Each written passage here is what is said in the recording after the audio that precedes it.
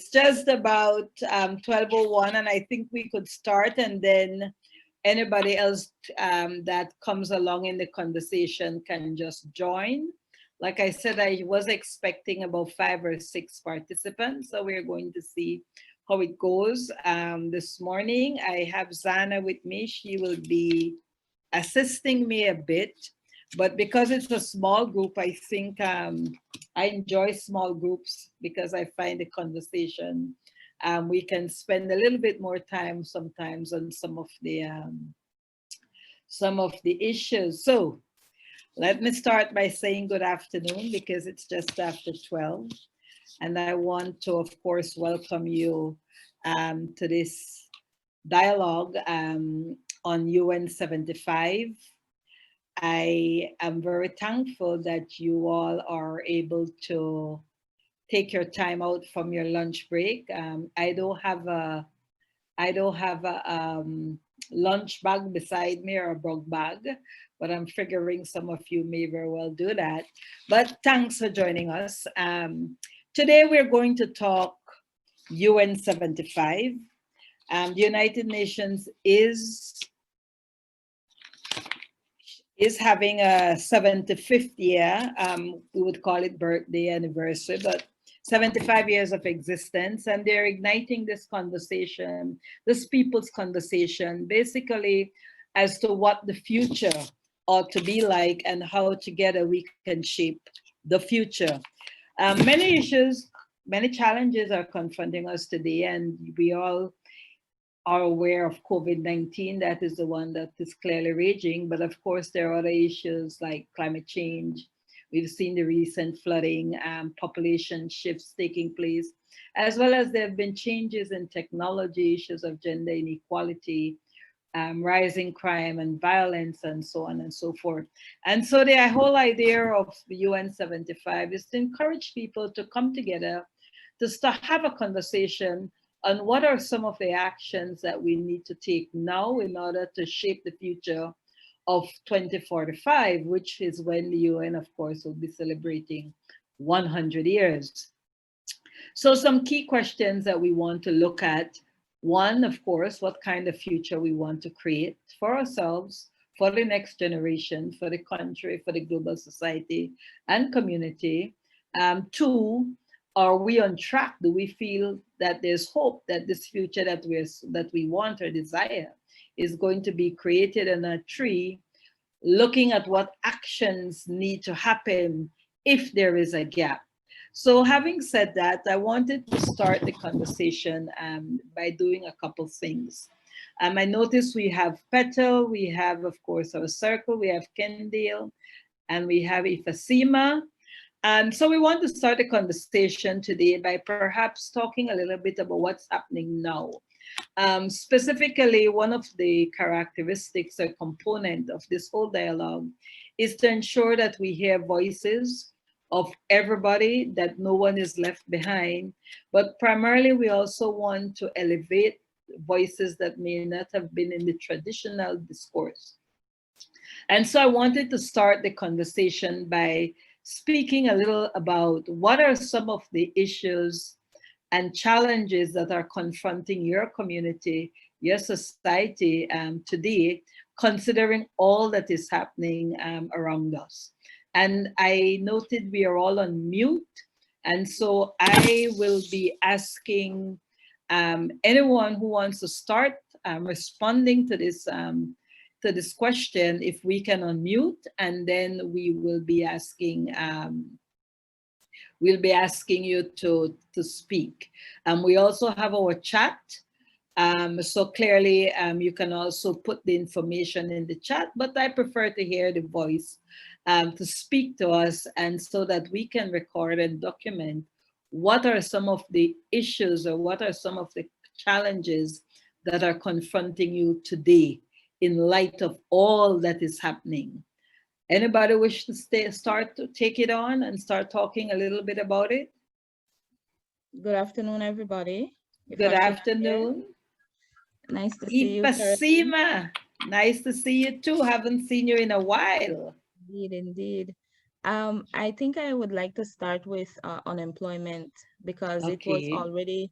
it was already a problem, and it's been compounded with the COVID-19 pandemic. So members of the community were already having a difficult time with gainful employment, and that only worsened when you had the shutdown, and then so now certain businesses couldn't be operating in the tourism sector and others.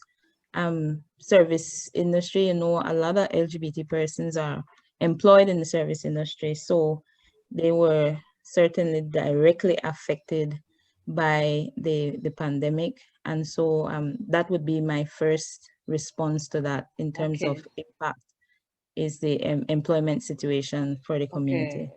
So unemployment you would see as a priority issue Yes. right now. Absolutely. That's great. Anyone else want to add? You can put it in the chat, like I said, or you can unmute and speak to what would be some of the priority issues, immediate issues that you see confronting you right now, immediate challenges confronting the community. Efasima have spoken about unemployment. Is there anything else? Any other issue, any other challenge? Please don't be shy. You can unmute the mic or you can put it in the chat. Unmute the mic and speak to it or put it in the chat. Any other issue? Okay, so I'm gonna also say Go ahead. I'm also gonna say that housing is another challenge for Okay. persons. Again, because of the issue, it's tied directly to the issue of employment, not being Okay. able to afford to rent, for Okay. example, having to beg lodging. In Okay. some circumstances, that could mean subjecting yourself to discrimination even from family members. But what to do Okay. about it if that's where you can get a roof over your head, no? So that is also an area of concern for the community. And would this have been prior to COVID, or has it been caused by COVID, or has it been compounded by COVID? I would say it has been compounded by COVID. So it was Okay. already a challenge for especially young LGBT persons, but more so tied to, for example, I spoke to a gay young man here in Dangriga who is back in Dangriga because he had been working in the tourism sector, and because he couldn't remain employed, he then had Okay. to move back into uh, the house with his brother. So that has been a struggle, but that's the Okay. best that he could do at this time. Okay. So that's just So one story, but I'm sure yeah. there are so many others. Yeah. So we're talking then about key issues currently confront that you'd call priority issues. We Mhm. started with unemployment, housing, and we're also saying that it is not necessarily only as a result of COVID, but it was happening pre-existing COVID, but COVID has compounded it. I Okay, so want I I see want, Petal. Can you speak to the issue, Petal? Petal, go this is ahead. Simone. Hi, This is Simone. Simone. Good Hi, afternoon, Simone. everyone. And Miss Trench, you were calling my full government name. No, but it's better than Simone. Hartman's daughter. I imagine say No, I chose not to say Hartman Hill data, but Hartman Hill data. yes. So I want to say something that, I did not realize this issue until I recognized my mother was affected by this. And then I saw where the community in terms of PLHIV and now for marginalized people on the whole it is. And this is where in regards to health. Health has always been something of concern, and now with COVID, I believe it seemed like the administration has not been quick on the feet with it, the new administration, because the old administration, like it was just a relief to have COVID and then to had shut down the NHI project. And so when you're looking at marginalized community, and as as a fashioner spoke about unemployment, it goes a lot hand in hand with health, because how can we now access health with unemployment? Like for a person like me that works in the service industry and who does not have a job and was benefiting from the $150, now that is not even something that, where has it gone? And it's not even coming up on the table, because the first priority is COVID, which that is okay, but health goes in hand with that. So a person like me who does not have the job that I once had, and now who go to the hospital, to the clinic, now if I need, and I know I need some blood work, it will, what I used to pay, it will not be no more. So I think I can see that being it wasn't before COVID, it is no more with COVID, and where do we go from there? Because it seems to, there is no addressing it. No one is addressing it. Even though it was brought up, it is not being addressed. Okay. Are you saying that, from what I gathered, you were saying that before COVID, there was the NHI, and yes, but now there is no NHI? No. Okay. Okay. Okay. All right. So healthcare. So we're hearing housing, we're hearing unemployment, and we're hearing healthcare, of which COVID has contributed in some way in terms of compounding that. Anyone else? I see our circle has unmuted. There is it. What would be your immediate issue? I would say access to justice, particularly looking at, we know within the country, and I guess it's global now, where we've seen where the incidence of violence within households have increased. I think Ifashina spoke a bit towards it, where people are forced to now reside with persons who may not be welcoming or tolerant of their lifestyles. So we've seen where people have become more vulnerable and limited to the access to access these systems, whether it's because of not having that moral support, not having funds to make their way to somewhere to actually report the situation, or are being victimized because of the fact that, you know, you're in this household, you know, to put nothing towards this household. So you do what I say, you do it when I say it, and stuff like that.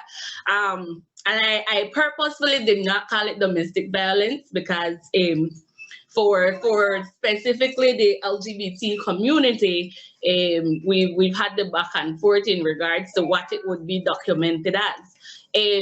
So that's why I said access to justice has definitely, it's been an issue before COVID, and it's been even further compounded because of the impact of that COVID has had on our lives. And I think that reflects not only in Belize, but globally.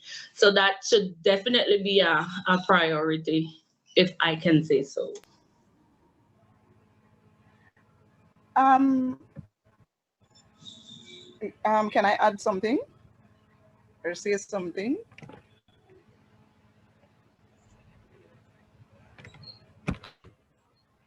Hello?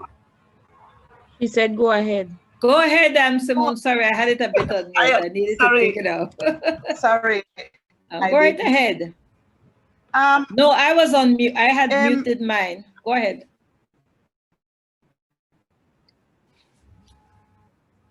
Yes. Go ahead. I am thinking an aspect of when you look when you look under the health aspect also, and so yeah, I think that that is an aspect where the government itself also could be working with communities, these organizations, to better offer psychosocial support. Okay, good. So anybody wish to add anything as we then, because we're beginning already to start to see how we are already making recommendations as to what the immediate priority action of the UN should be.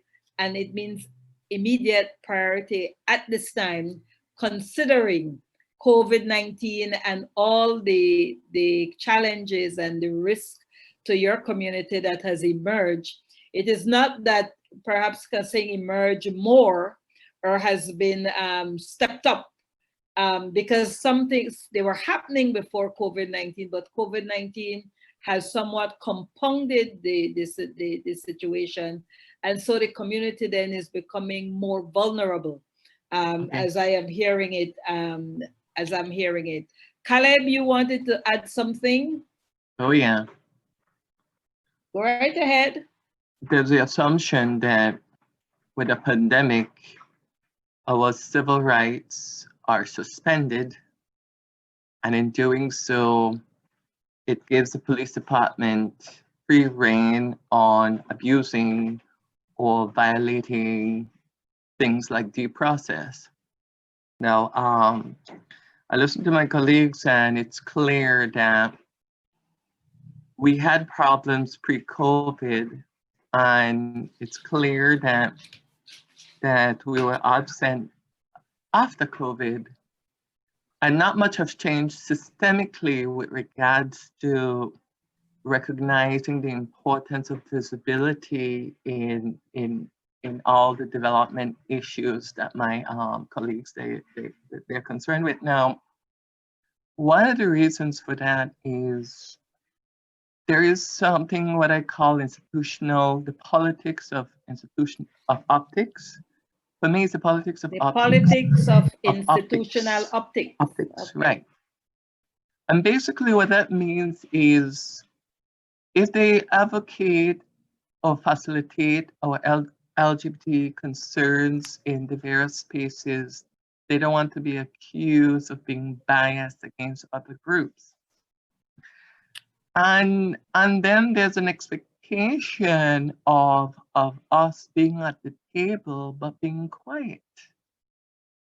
And so as citizens, we're in a conundrum around getting the crumbs from the state, but demanding the intervention and the resources necessary to properly address our quality of life issues. Part of that really is the idea that the state can absolve itself from inclusive governance. And part of that is us competing with the power-centered approach to advancing protection. And I say a power-centered approach because we're dependent on parliamentarian champions to advance equality, while we are watching those same parliamentarians undermining inequality by the practice of complicity, omission, indifference, and inaction. And one good example of that is the Equal Opportunity Bill, where they say, on the one hand, we are going to address economic priorities first. You cannot suspend the principles of equality and inclusiveness by then ignoring the very thing that affects all our citizenship. And so you see there's no strong enforcement mechanism. There's no strong central advocacy voice.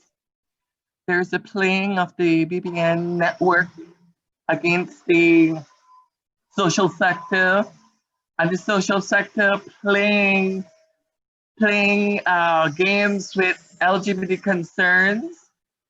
And so what you see from NGO sector, government sector, ministerial sector is sheer silence. And that silence is important to be challenged by the UN, who has a primary role as facilitator and promoter of inclusive planning, if that is going to be what meaningful engagement means. But because they're so slow, what happens is that our community is left with the burden of putting forward our priorities as citizenship with the hope that somebody would listen. It should never be, when it comes to our constitutional fundamental rights, that we should hope somebody will listen.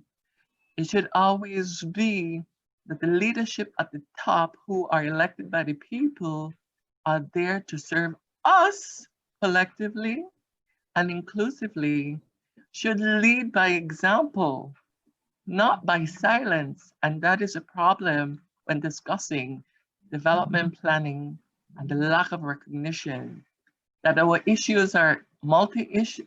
We live as citizens with multiple identities and multiple issues, but we're not planning and developing policy and law that reflects that. And that is at the heart of this discussion right now. Wonderful. So that captures some of what was said before, but it went a bit broader and deeper, and kind of she hit perhaps into the systemic barriers and obstacles. Can I add something, please? Absolutely. I really appreciate what Caleb just shared, and I think the UN stands in a useful position. I hope that they would stop being just a ceremonial position, but our government is obligated under several conventions to protect the rights of all of the persons occupying this space called Belize. And so they cannot take the position that doing their due diligence and the job that they're employed to do by the people is any special favor for any particular group. So for the government to take the position because they are pressured, they get calls in their ears from the churches that it's okay for them to do whatever the churches want, and then at the same time ignore their duty. It is their responsibility, and the UN can definitely hold them responsible, because when the UN sees it fit, it sanctions countries for not complying with what they have signed on to, what they have agreed to. And so that is what I would like to see the UN do, is hold Belize accountable, that it lives up to what it has already agreed to as a member of the United Nations and as a signatory to several of the conventions under the UN. Great. So that kind of pulls together two things. One, the whole issue of constitutional rights, that those rights are embedded in our constitution. And basically, if going back to the line of thought earlier, there is silence and inaction and so on and so forth. And then there is also the international conventions that have been signed on to, and the role of the UN in terms of ensuring that governments deliver on what they have signed on to.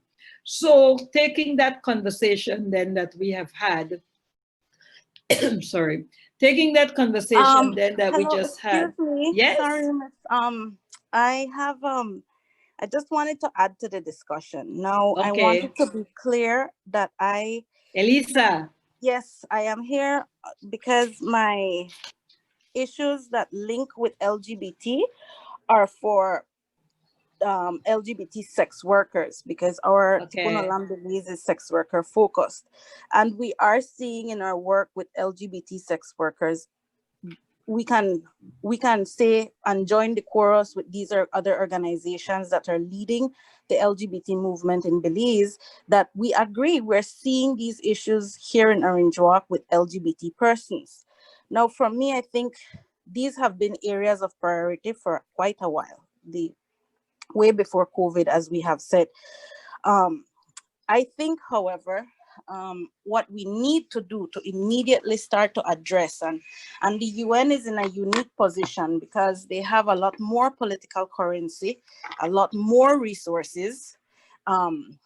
But I think that what we need to do immediately to change, to do some impact, is one, that the UN needs to see that there's more resources and support that engage state and grassroots civil society organizations together in spaces for discussion, collaboration, and even debate. How does the police department respond to intimate partner violence? You know, what happens when a client is beating a transgender sex worker and the police doesn't want to come? So for me, it's about, to me, immediately we need to figure out a way to sit down with our politicians, with our CEOs or new CEOs, one, and speak of areas of accountability. How will we enact UNCAP for the past people that have left and have done atrocities to the people that they are leaving behind, including LGBT persons, sex workers, and non-sex workers? So we need to discuss what has happened and where do we go from here, and how do state agencies such as Ministry of Human Development, Ministry of Health, work with credible CSO organizations that have a track record of already documenting these issues. So UN needs to support these spaces, pay the funds the space, make their people then go.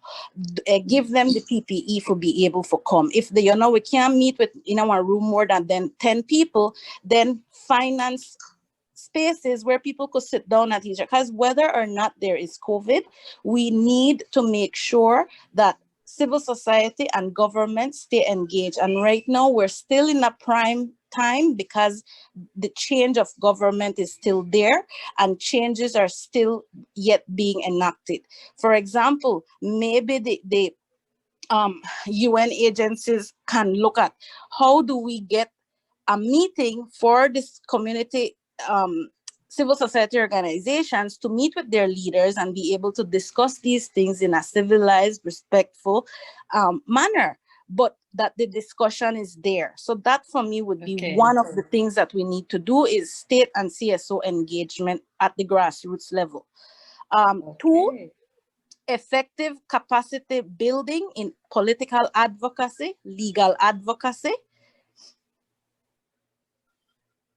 and which would include looking at the systems of care that are already existent. We're looking at systems of care in health, and we're looking at systems of care talking about being trauma-informed and people-centered from, from the state. What is the process when they're picking for adopt?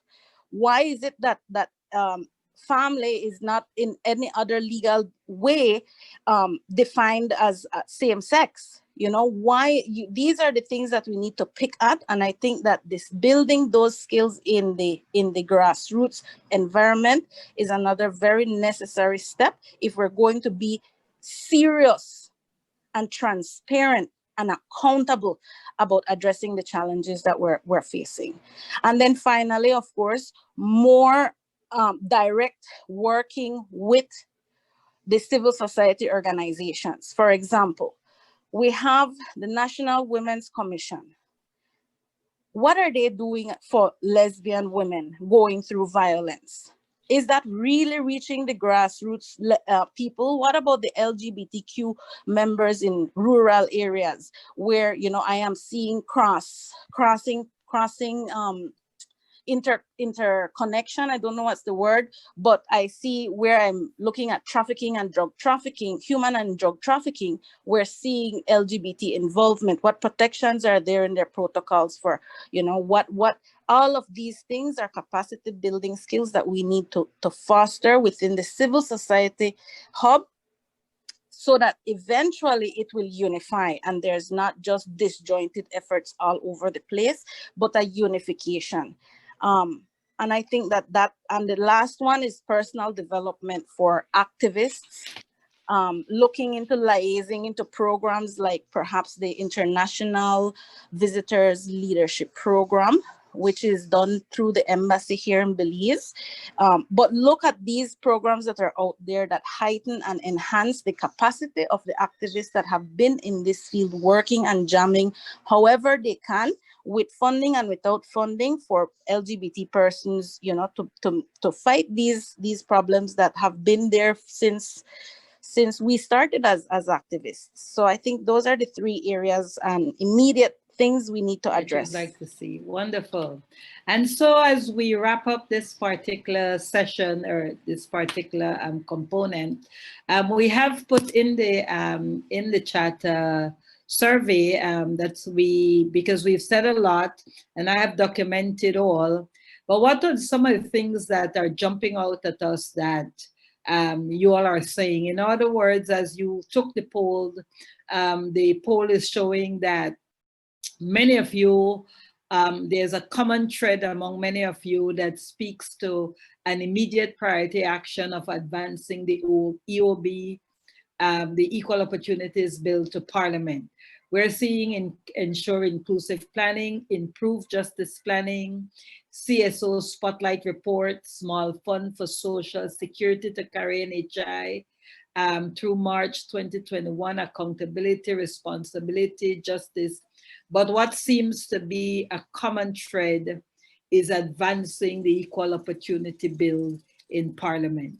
So this is jumping out at us as saying this is one priority action, and then there were others that you spoke of, and then there were those that you have put in the poll. So if you can wrap up that component of the poll, if you have anything else to add to this poll, now would be the time to do it, because we want to now start talking about understanding all these issues and understanding all these challenges. Where do you see Belize in the future? Having discussed them, having spoken about them, where do you see Belize and the global community in the future? Do you see us better off? Do you see us worse off? Or do you see us the same as today, considering all that you have discussed? Are you thinking that there's going to be some change by 2045? Now, what is 2045? As I've mentioned earlier, 2045 is going to be UN 100th year of operations and existence. And the whole concept of this dialogue is to inform and shape the future that we want to see for ourselves, the next generations and generations to come. Do you think in 2045 the people of Belize and in the world will be better off? Are you optimistic that change is going to happen and that you're going to be better off? Or do you think we're going to be worse off? Or do you think we're going to be the same? So I'm asking if you can click on the poll that Zana has put in, and to please vote, and then we'll have another conversation as to why you voted the way you voted. Whether you're optimistic and have hope for a brighter future, whether you think it's going to be the same, or whether you think that it's going to be worse off. So we're beginning to see some responses to the poll where we're seeing there is an optimism. So far, better off. There are those who are saying it's going to be the same. There are those who are saying we will be worse off. But we seem the better off seem to be the trend so far. So if you can continue the vote, then we open up the mic. They unmute the mic, and then we ask why. Why are some of you thinking we'll be better off? Why are some of you thinking we'll be worse off? And then why are some of you saying, well, you know, nothing is really going to change. 2045 is going to be same old, same old. So let's see here some of you. Let's unmute some of the mics and let us hear some of you. I see Daricia, is it you?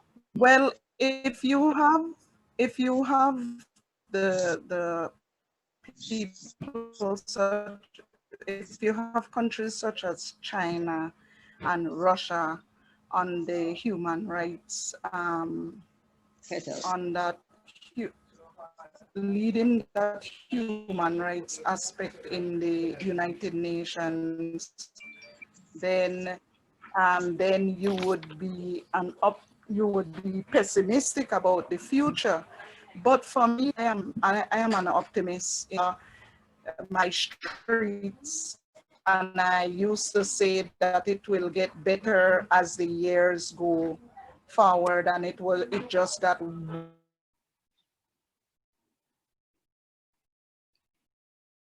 You gone on us, Marla? Her audio seemed to have gone. Yes. Yes, I don't know. My internet seemed to be Yeah, it's wanting maybe me to shut unstable. up. Okay, that's all right. Go ahead. Finish up. Go ahead. So so I believe that we will be better off because, Caroline, as I see that more and more people are being fed up of things, and as you look, no matter in societies where it seems very patriarchal and people are oppressed, you see more people standing up, and I see our country believes that as we educate our younger generation, that even now it was a pleasant relief surprise to see young people taking a stance on what they did not like, that the decisions that our current prime minister was making. And so that is just a bit of what I see will come into play, Okay. where people will be standing up more. There will always be issues that people need to eat in terms of, I need a job and I like this job, I'm in a managerial position. But there will always be the ones at the bottom who will be the majority, who will clamor for equality or equity. So I can see we will get better off. Who would have thought many years ago that Section 53 would have been, that anyone would challenge it, and then for it to have been challenged and then won, you know. So I see that that we could be better off as long as we.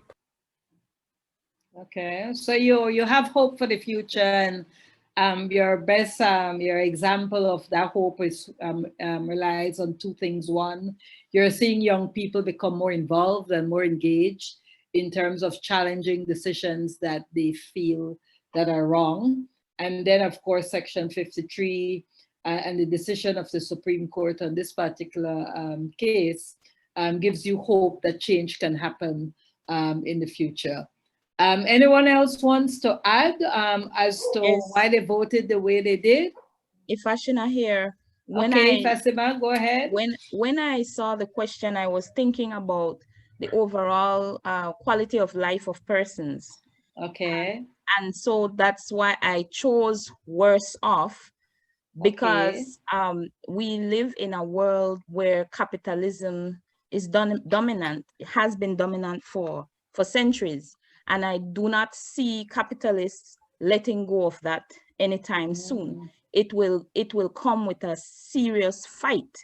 And when I think about achieving equality in this country, it will take a boldness that we are a far ways from it. And yes, young people might be vocal right now, especially on social media, but you do not see them hitting the streets. And maybe right now it's not practical to do so in the face of COVID-19, but I don't see them doing anything that is meaningful enough to get us to where the quality of life of persons in this country overall would improve. So because you have this huge divide between the urban and the rural, for example, where so much of the resources of our country, first of all, is directed to Belize City. Let's start with that. That is already a major problem, that if we don't fight, like literally fight for it, it won't change, because we're being hopeful that people will go into government with conscience. But none of them have ever had that boldness to say, well, we are not going to accept this $80,000 a year. we're going to take it 50% down because we have enough resources and can afford to ensure that all of our people get quality education, all of our people get quality healthcare. Belize is not producing that kind of boldness in leadership, and the structures that are in place, including within the political parties, will not allow such individuals to rise in the ranks, because it is capitalists that keep these parties going how they're going. So that is why I see us getting worse off before we can get better off. Better off, okay. So there's still hope that we will be better off, but perhaps it will take a longer time than leading up to 2045. Anybody else want to add to that? So, Fasimra? Dericia here. Go right ahead, Dericia. I said better off, oddly enough, because of a mixture of what both Simone and Ifashina stated. Okay. I say better off because we have the youth. Oh, I just still part of that, but yeah, the youth population. Are you throwing some shade at some of like me? I don't know. I mean, We will probably tell. I was gonna speak as if I'm out of the youth population. Okay, go right ahead, Dericia. Go right ahead. We have the youth population who, as Ifashina rightfully stated, have been vocal through social media, through these online platforms, and rightfully, as she stated, it may be because of COVID that they're not physically or aggressively enough making a stance for what they believe. But I say better because it's anything from this election has taught us something, and it's something I keep, and I want to say badgering, because sometimes I have to like stuff it in a Caleb right ears and hope it don't come out through the left. Oh my goodness. Is the fact that with the elections, yes, the youth population, they were there, they were vocal, they were asking the questions that we honestly wanted them to ask, and demanding some form of response, some form of action. But then I think the election proved that as the older heads, there needs to be a connection. Because the older heads have the experience, the know-how, and how to navigate these systems already. So I said that it might get better by the 100th anniversary of the UN, because I think we have to consciously make note of what was lacking from this last this last engagement that we had with our governments and with politics and stuff like that. So I think eventually we'll realize that the youth population can't act in silo. The generation that has the experience can say, "Oh, look, Panelli, you pick me, we think do everything." And there needs to be a connection, and I think that connection is right. It's on the horizon, and I think it's going to be very soon that we'll see the linkage between the vibrant youth population and the slightly frustrated older population coming together and saying, you know what, make we work together to see this change. So it takes the energy of the youth and the experience of the older generation coming together. And I think, like I rightfully stated, I think that's on the horizon. I believe, I want to believe we'll definitely see that before the 100th anniversary of the UN. Wow, okay. Interesting. As to why you have hope, a combination of two things. Is there anybody else who want to add before we then move on to and segue really into the other polling that we wanted to do? Because we've spoken about the immediate priority actions that you would want to see. We've also been talking about the UN, the UN 100, and basically your optimism or your hope for a better future. And yes, there were those who did say that they felt that they would be worse off. And then there were also those who felt that, you know, we may be the same, but the majority of you did say that there's an optimism and there's a hope. And it's interesting how some of the reasoning you're giving as to why you have that optimism. So that pulls us into another question, which is future priorities and actions for the UN. Clearly, you're having an optimism, and the most of you are saying you're hopeful that things would be better off. You have that hope that things are going to be better off by 2025, but by 2045. But if we look long term then, and we start thinking, all right, 2045 is 25 years from now, what would be the priority for the UN you believe should happen in 2045? Now that's been visionary thinking, thinking down the road. We spoke about what needs to happen immediately. Now we want to talk more about what we want to see happen in the future. And so Zana is going to place a poll in our chat. And let me send her a message so that she can place it in the chat. And she's going to place a poll as to what you all consider should be the future priorities of the United Nations if they are going to address some of these issues that you have discussed. Whether that issue, as Darissa was saying, is bringing together young people with older people so you have energy and you have wisdom. Whether that issue is going to look at some aspect of access to justice, whether that issue is going to look at issues of human rights, and the fact that someone said that we're now going to have a younger generation, they're more educated, so young people are now thinking differently and they're challenging the system. So you spoke to those some of the issues that you see as to why you feel optimistic. Now, feeling optimistic and having hope that by 2025, things are Belize and the global community is going to be better off. What it is that needs to happen in 2045 for this to take place. So we want to hear some future priority actions. You can put it in the chat, or preferably you click on to the link for the survey, and let us start seeing some of the words that are jumping out at you.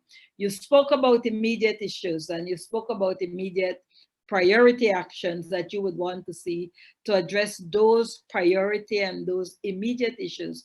Now, what kind of future priority actions you would want to address the many challenges that you spoke about come 2045. All right, so Caleb put something in the chat. He said, we have superficial progress that is not led by the state, but civil society and activists. While Kennedy as CEO, government not defending Section 53 can be deemed as superficial, we need a socio-political awakening that ensures our citizens advance the value of equality in our development planning and civil rights protection. So that's coming from Caleb. The future priority action, someone say the HRC, Human Rights Convention, I would think that is it. Needs the to Human Rights Council. Commission? The Human Rights Council within the UN mechanism. Ah, okay. You see, there's this thing about NGOs and civil society. They say they tend to use a lot of acronyms. The So here space wasn't allowing me to write what I really wanted. Okay. Well, you can write it in the chat too, but you have a discussion, so I was just awaiting that. Yes, great. But this is good. So if anybody, can you please continue to add to the chat? Again, we're seeing Human Rights Commission needs to have teeth.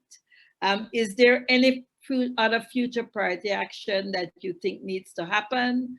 Can you put it in the chat, either in the chat so I can read it, or can you put it in the poll? What's important in the poll is that we are beginning to see if you're all thinking along particular threads, and that enable us to kind of tease out what would be the priority action that we want to document that this group is saying needs to happen in the future, as well as what would have happened immediately. So if we can hear a little bit more, anybody wants to open up their mic? Okay, from Petal, we need the Constitution to be followed. Anybody else wants to add anything that moves into future priority action? So we say the human rights. I want to see that. Anybody else? Carolyn, while you're, oh, all right. I see Caleb says building a data framework in our national planning. I love that word planning. You know, I'm a planner, so I'm kind of partial to that word, you know. But, you know, building a data framework in our national development planning is surely very important. Simone, you wanted to add something? Yes, when we look at the UN and you're talking about the UN, I had the opportunity of twice dealing with the UN, but earlier this, some part of this year, I was involved with dealing with the UN mechanism, and I'll be upfront, and as people know, in our countries, our citizens are not getting access to justice. All these things, and some of it are unconstitutional. All these things, and we cannot make headway. How we make headway as coming into structured advocacy, as I have seen, is that we utilize these UN mechanisms. And I know that when I spoke to one of the rapporteur during this,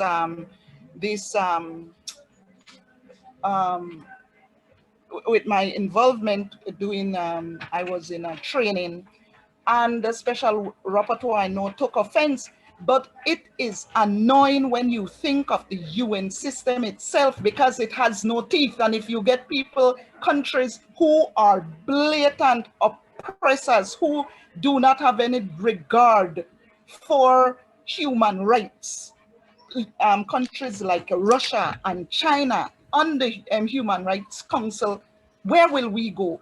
And so there was a push for that, for countries to be held accountable. And like I said, they have no teeth. So when the special rapporteur got offended, it is the truth. When you engage it, it doesn't necessarily have, nobody can jail a country if they do not do the right thing. True, the treaty body itself gives a little reprieve, but it is still not going into 2045.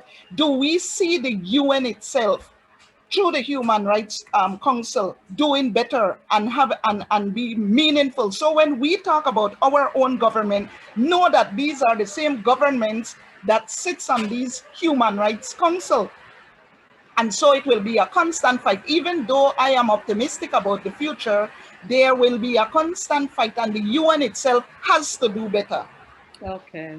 So even though you're optimistic, you're recognizing some of the obstacles and barriers that need to fall in order for that optimism to be delivered. Yes. I want to just add, sustain, I forget from Caleb, sustain CSO dialogue for different sectorial issues, ensure we organize a CSO-led monitoring and accountability mechanism on economics and justice access. A couple other words that have come out as well, where we are speaking about future priority actions, priority actions to address the challenges. We have consistent inclusion, removal of corruption, and human rights protection. So these are all issues that we're saying priority actions to dismantle and take down some of these barriers that are there, systemic, legislative, policy, and so on and so forth. But then let us then start talk about the role of the UN in all this. Do you think that the global cooperation through the UN is vital to dealing with these challenges? So this is another poll that we would want you to answer. And you can, I'm asking Zana if she can put up the poll, which is asking the question, having heard all that you have said, is it that the UN then, would you consider the UN vital in terms of dealing with some of these challenges, whether the ones that we have now or in the future, considering what you have said? And then we're going to then go into describing what you feel about the UN and how the UN can improve. Because we're already starting to identify ways in which we're saying things that the ways in which the UN can be better, improve their operations, how they can have a little bit more teeth, if we want to use that word that some of you are saying. So we have a poll up, and I'm asking you to click on to that poll. And the poll is saying, is global cooperation through the United Nations vital to deal with the challenges of today and the future? And so we're beginning to see, yes, that so I have far, a caveat. I have a caveat. Yes, go right ahead. Go right ahead with your caveat. The UN engagement does not exist in a vacuum. It depends simultaneously on citizens' action, on CSO action, and on civil rights intervention. And I say that because Section 53 is a good example where UNDP head wasn't interested in litigation, he was interested in government appeasement. And that's problematic when you're dealing with marginalization with no urgency. Separately, we need to understand that our citizenship isn't dependent on UN intervention. We are the first line warriors or defenders of our rights, and we are the last line defenders of our rights and protecting ourselves. And that demands that we promote, or in this case, recognize that vigilance is required even when we get marginal or superficial statements from the UN.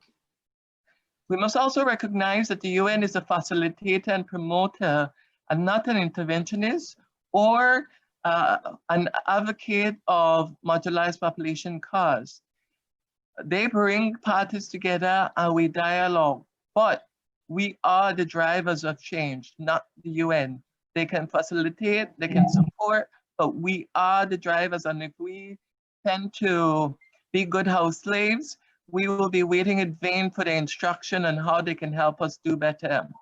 With that said, it's important for them to then bring up the political language. Political dialogue is as important as the $1,000 they give.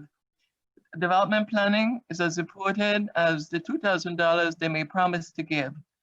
But we must temper our expectation by understanding how it works and what we can actually get out of the UN. And so that's my caveat to this. Right, great. So it's managing the expectations of what realistically, in your opinion, the UN can do, considering, in your opinion, the UN is a facilitator, a collaborator, not necessarily an interventionist. And the fundamental message, though, that I'm getting is that regardless of the union, it's really citizens who have to be able to defend their rights. And that be front line, last line, which is a very interesting and insightful input. Then that looks, and we're seeing then that at least so far those who have voted, and I see 3 votes, is that the cooperation is vital. Then we want to look at another question, considering all that we have said before in terms of whether that the fact that this cooperation is needed, the UN has a role because we're saying that it is vital. How would you describe the UN? What would be your 1 word or 2 words that you would describe the UN? So we're going to put that poll as well, because that is also important to the UN in terms of us moving on to the next question, which would be how UN can better manage the challenges. So we have our poll up again. And that poll is basically, how would you describe the UN? So we have a choice. Like I said, I ask that you poll, you do the poll first, or you can put it in the chat. I can read out what is happening in the chat. But I think it's important that we also do the poll because, like I said, the poll does pull up what are some of the common threads that you are speaking to and that you're saying to the question itself. So let's hear from you then. How would you describe the United Nations? I've already heard a few words already. facilitator, collaborator. What else can you add to that in terms of describing the union? Well, I see illusory guard dog, toothless tiger. Anything else that you would want to add to say how you describe UN? We've heard, like I said, facilitator, collaborator. On the other flip side of it, we see mediator. Okay, good.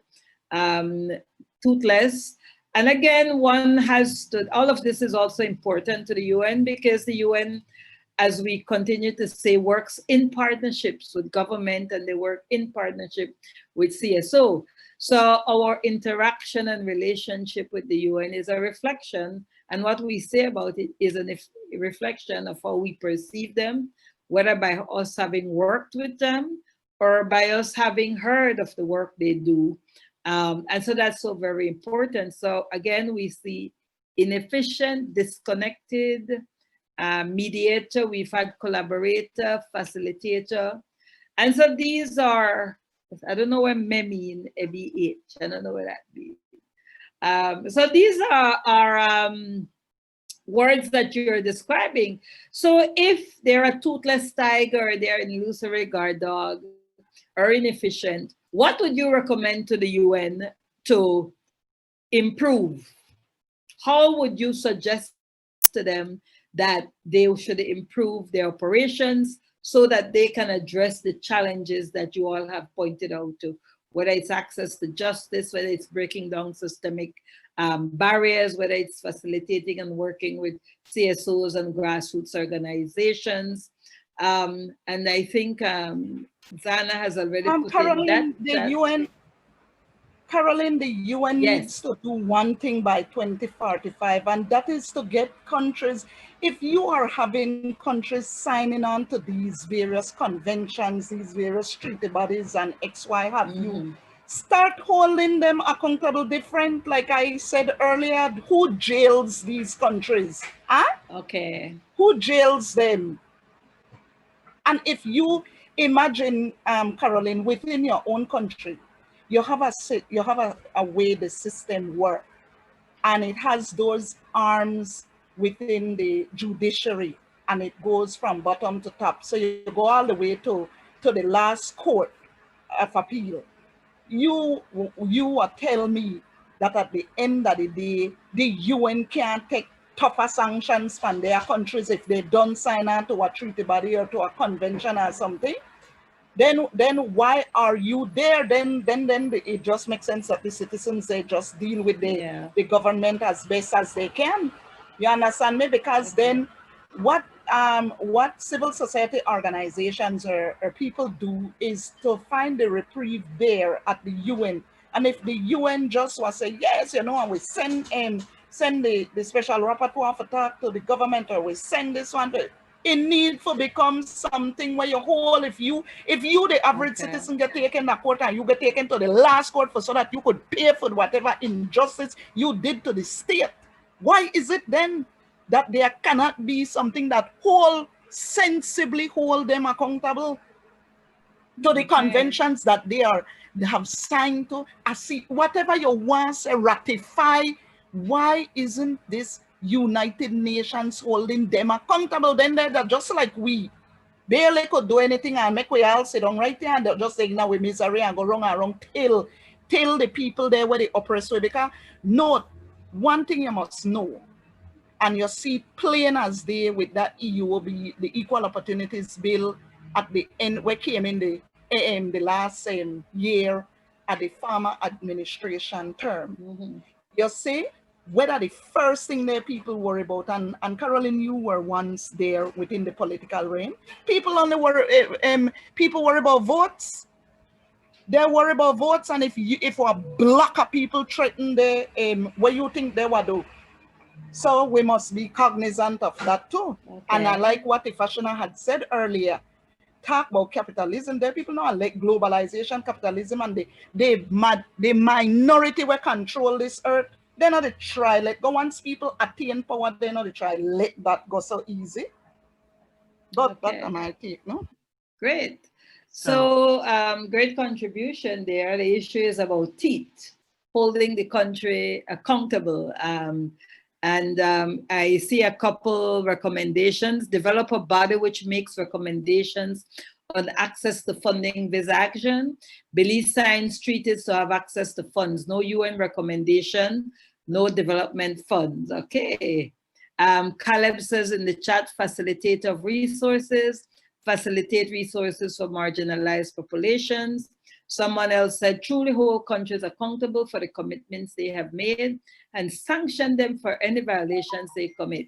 Remove countries that have not been supportive of progressive conventions, especially regarding the human rights. And I think some of the recommendations that also came earlier as well also fit into some of what we're saying, because I saw some recommendations that had come out for things like recommendations for capacity building on political advocacy, civil rights advocacy, and so on and so forth. So it's how we say to the UN, these are our issues, these are the challenges. Yes, there are priority actions that we want to see now, immediately, and there are priority actions that we want to see in the future. But the reality is that there's a future that you're seeing and you have hope for, but in order to create that, there are certain changes that have to take place. And some of these changes, as you have been putting forward and articulating, there's another one that says develop an intersectoral mechanism for dealing with marginalized population for Belize. So these are some of the recommendations that we will hold and record and document, along with what you have said are the immediate priority actions for the future, and basically what gives most of you, because it was most of you, hope at recognizing that there are those of you who still believe that one would be either same or worse off, but what obstacles and barriers really has to be broken down, what changes have to take place in order for us to create this future that we desire. So I'm going to open for a few last words. If anybody want to add anything to the final talk. I also am going to ask Zana if she can please put in the chat the UN online survey so that you all can have access to it before we leave and close off. Can you hear me, Carly? Yes, yes, if Asima, go ahead, I'm hearing you. Yes, I think sometimes I wonder if the UN is wasting our time, if they're wasting your time and our time with these consultations, because this isn't new. They have heard these things before. They have heard from, they hear from advocates every year at the various gatherings that they have, at the Commission on the Status of Women, at the one on the population. They hear things from the High Level Political Forum, and they have all these gatherings, and they know already where the weaknesses are. But they're not going to remove, for example, the Holy See having a seat there and having a say there, even though the churches are guilty of human rights violations from centuries ago into the present. They have their campaigns in full force in New York when these activities are happening. The UN isn't serious about doing anything about the injustices that exist in the world, because if they were, they would have fixed them already. So please let them know, stop wasting our time and wasting resources, because they know exactly what they're supposed to do. Numerous persons, young people, women, indigenous people, Afro-descendants have spoken to them, spoken in the UN. I am one of them. And they have done nothing. They're not serious about changing anything. If they were serious, they would have already sanctioned the United States. In fact, they would have moved their headquarters out of the United States, because the United States is one of the greatest violators of human rights. Look at all the killings that have been happening in that country, right? All the violations, even of the earth. I mean, they've destroyed the environment, and nobody is holding them accountable. So unless these people are serious about holding the rich accountable, we are just wasting our time here. Really and truly, we are just wasting our time.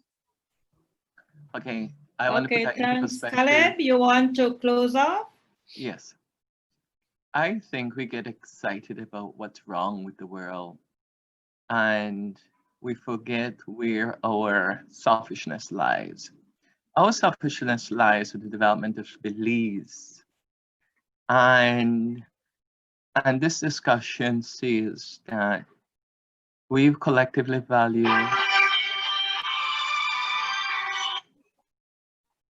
this discussion says we collectively value national advocacy, but we also see the value of leveraging. Can you speak up a little for me, Caleb? Okay, so in this discussion, it shows that we value national advocacy, but we also seek to leverage a transnational advocacy or a transnational framework to develop a transnational framework to support our needs here at the national level. I think that's important with regards to oppressed population needing a little bit of boost to advance the principle of equality in the country's development. I think that's an opportunity. With regards to the power of capitalism, I'm glad my colleagues recognize the inequity between the ideal of discussion and the reality of implementation. I think it's good for them to recognize that, but it's also good for them to temper their expectations around what we can control and influence. And for now, what we can control and influence is civil and political rights reform, socioeconomic concern that is about Belize. We can always leverage our experience in international spaces, but these spaces are not immediate responses. They are 30, 40, 50 years in the making. And if we understand that, we will be a little bit more, what's the word, smart in the kind of progress we define. I also agree that so many reports are made, but it's a superficial engagement. What we need to recognize is how to play the game. To play the game is national engagement and seeking to give life to the theory of change that means something to us. It may mean nothing to the others in the world, but for us in Belize, we can advance the theory of change once we know what we're seeking to change. And that's my point on the matter. Great, and I think that's a great, certainly a great way for us to end. I want to thank each and every one of you for being with us. We asked for your time during lunch and it has gone after 1, but the conversation is certainly rich and insightful, and I want you to know that I will be ensuring that your thoughts and your concerns and the results of the conversation that we have will be documented and will be contributing to part of the global and national discourse. I'm going to ask that you please remember to take the UN75 online dialogue. It's important that Belize's voice in the global conversation be heard. The conversation doesn't stop here. The conversation continues into 2021, and we will certainly keep in touch. So once again, thanks to each and every one of you for being here. Together, we can shape the future. Sometimes they say it's baby steps. The Chinese says the journey of 1,000 miles starts with the first step. Let us see, once we know where we want to go, let us start looking at what we need to do to get there. So thanks a lot, and we will certainly keep in touch. Bye-bye. Thank you. Thank you. Bye. Thank you, Carolyn.